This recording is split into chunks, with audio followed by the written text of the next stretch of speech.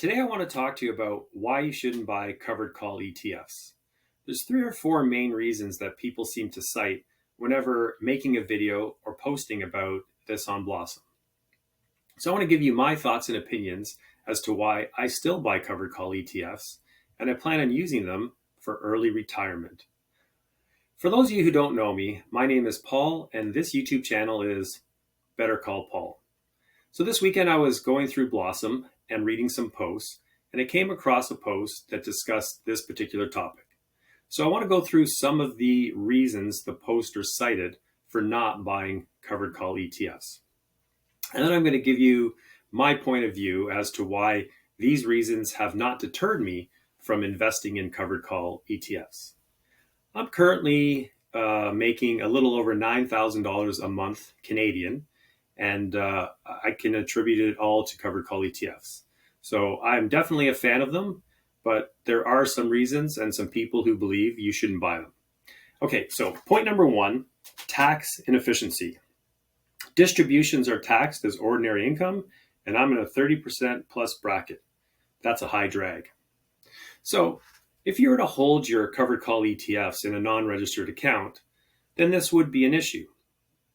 But for myself personally, I choose to put my covered call ETFs in my tax-free savings account and in my RRSP. So as Canadians, or even if you live in the US, we have access to tax advantage accounts.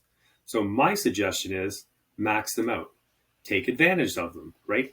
Then you don't have to worry about taxes. I often get asked questions. Is this particular ETF tax efficient? How much taxes do you pay? And to be honest, the truth is very little, because most of my portfolio is in tax advantage accounts. So the second point was no need for yield. I reinvest all distributions. I'd rather have the fund manager reinvest for me. So it is nice to have a growth ETF where maybe you're getting a very, very low distribution yield or none at all, and it's just being reinvested back into it. But with covered call ETFs, I have many choices. I can decide what I want to do with my money. For example, I can buy an ETF and put it on drip and just let it grow and reinvest into itself. Secondly, if I want, I can use the distributions from one or more ETFs to start a new position. And I do this all the time. I take distributions from my portfolios, and then I decide on a new ETF I want to buy, and I use that money to purchase the ETF.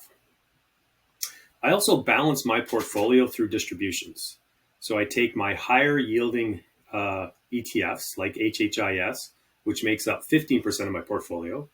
I take the distributions, which now is over $1,000 a month, and I put it towards smaller positions in my portfolio. I do have some positions that are less than 1%. So I'm trying to add to those positions to build them up. Lastly, I can hold on to the money until the market dips, right? I can wait for red days. Or if I have 4 or 5 ETFs that I'm buying, I can take a look and see which one is below my cost at the moment. And then I can allocate the funds towards that ETF. Now, I posted this on Blossom in response to this person's post, and they replied to me and they said, well, this kind of sounds like what Warren Buffett does. He uses his life insurance companies as cash cows to invest in other businesses. I like that. Anyways, as a conclusion, the poster did decide to buy Alti. So despite all of his reasons not to invest in covered call ETFs, he chose to do so. And I think that was a great decision. Anyways, that's it for today. I look forward to speaking to everybody once again. Please like, comment, and subscribe. And leave any questions if you have topics you'd like us to discuss in the future. That's all for today. Bye for now.